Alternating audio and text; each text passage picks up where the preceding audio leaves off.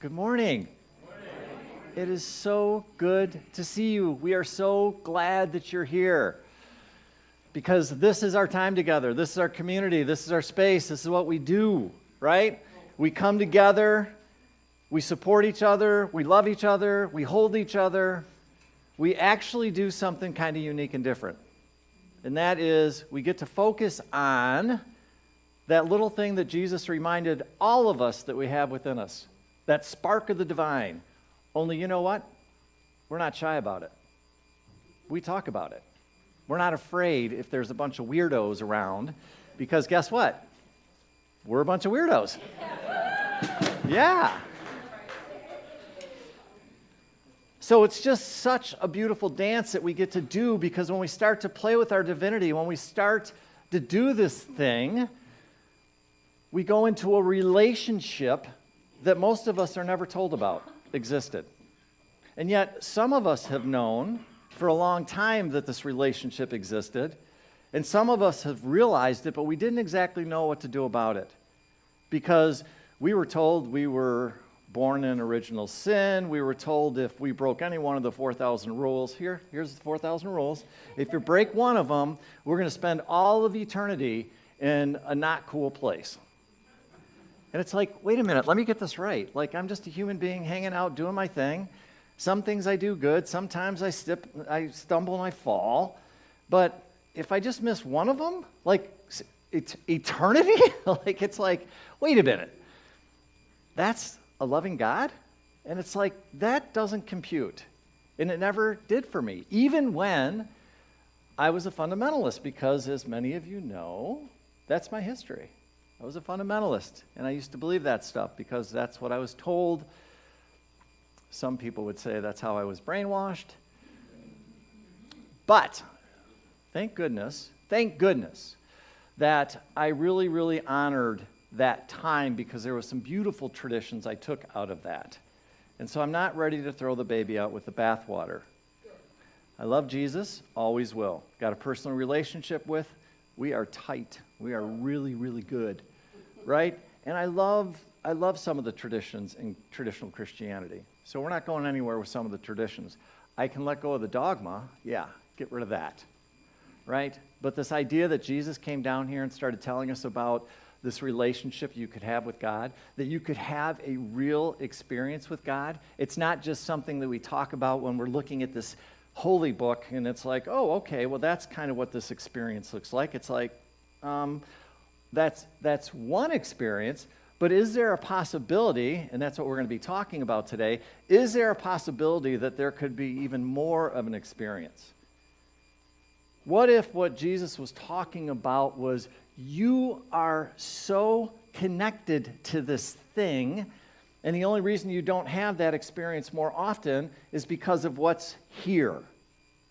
And what's here is usually not put there by us, but put in there by other people. Those other people, our parents, our families, our teachers, our preachers, our government, society, and everything else. Right? But the bottom line is it wasn't put in there by us when we were little. That's not the way it works. Study any psychology, they'll tell you that's not the way it works. And so we're brought up with this understanding of what it means to have a relationship with God. And here's what I'm here to tell you this. Every single one of us does it differently. Sorry, folks, there is no checklist that says this is what a relationship with God looks like. There is none. Throw it out. Get rid of it. And there's no rules for it either, because we're all different, and we all process it differently, and we all feel it differently, and we all have a different relationship with it. And that's where the power comes in. When you all of a sudden start to say to yourself, wait a minute, let me get this right. There may be this thing that's out there that's called God, and I'm going to buy this line this guy up here is trying to tell me that I'm somehow connected to this thing called God. And if I just start to go into relationship with it and I get out of my head and quit using my logical brain and instead go here, into your heart, and then start to have that kind of an experience. Watch what happens. When I was I think I was 18 or 19 years old. My prayer was, God, I want to know you not through another person, not through another book, not through anything. I want the direct experience. I want to feel it. I want to feel you. Show me. And guess what happened? God showed up. God showed up. And so what I'm suggesting, what I'm prodding you and poking you, every single time I get up here, what am I doing? I'm just inviting you into something different. And it's okay. It doesn't matter where you're at in your journey at all. It doesn't matter if this is the first time that you've come into this space. And by the way, for those of you that are here for the very first time, hi. Yay. Yeah.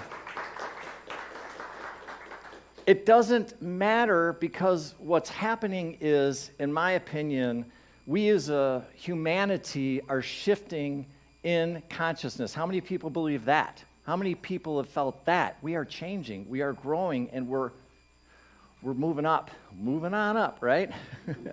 The old Jefferson song? Wow, am I dating myself? Yes. So we're doing this as a humanity, and it's a really, really beautiful thing. But it can be scary. It can be. Why? Because we're shifting energetically. That's what's happening. And when you start to shift energetically, sometimes that's uncomfortable, right? But it's okay, because we keep coming together. We keep talking to each other. We keep holding each other. We keep sharing with each other, and we keep embracing each other. So that when some of us are on the mountaintop going, bah! And then some of us are not having a good time. And it takes all of us. That's what we do. It takes literally all of us to do it at one time. So there's this beautiful balance, there's this beautiful dance within a community when we come together and we support each other and we simply acknowledge the divinity in each one of us. And if we do that and we focus on unity consciousness, I don't care what's going on outside of these four walls. I don't care about politics. I don't care about all the other garbage. If you want to go dive into that, be my guest. That's cool. I just don't want to talk about it here. I believe, unity believes in unity consciousness. We think that's a real thing, like it's real. And if we decide that this is what we're going to focus on, this is what we're going to choose, then guess what experience we get to have? Unity consciousness. I don't know about you. I don't particularly care for the stuff that's going on out there. It's okay. I know what's going on. I don't stick my head in the sand. I'm very much up on what's going on out there. I would much rather be here. Let go of the division. Let go of the things that are going to try and tell us that we're separate, because the truth and the reality is we're not separate. We're not. We're all one. We are. And we're held together by this beautiful bond of our divinity. Or if that freaks you out, how about we just say love? That's the thing that holds us together. And so, that's what we do here. A little bit different, a little bit weird, a little bit crazy in some cases. We had a beautiful time this weekend with some people that are here this morning with us. And we got to play. Because it's not just about coming together, but it's actually also about doing our work. I'm always going to say this, that all of this is great, but actually there's work to be done. We have work to do. So what's yours? I don't know what your work is. I know what my work is, but there's work that needs to be done. And so what happens is we get together, we share, but we also get to do our work together, and we hold each other. So we have events like we had over the last 3 days, which was really beautiful and fun, and we had a really nice time with that for those of you that joined in us. It was a lot of fun. So, we're really glad that you're here. In case you can't tell, I get kind of fired up when I start going. But that's all good. So we're really, really, really glad that you're here and excited for our time together. Hey, it's Reverend Mike here. I just wanted to stop for a moment before you get on with your day and thank you so much for spending time with us this morning. It means the world to us, and I just wanted to let you know if there's anything that we can do to make your experience even better, please do not hesitate to reach out by going to our website. I also wanted to offer you the opportunity for us to get together and sit down so I could get to know you a little bit better and answer any questions that you have. I can either do that by either getting together in person, have a cup of coffee, or we can meet online via Zoom. If you're interested, please don't hesitate to reach out. You can reach me at michael@courage2thrive.com. And lastly, if you find these messages are helping you, we would be tremendously grateful if you'd consider donating to the center. The best and the easiest way to do that is simple. Just go to our website. Again, thank you so much. Hope you have a great day. Hope you're doing well. God bless, and we hope to see you soon. Bye-bye now.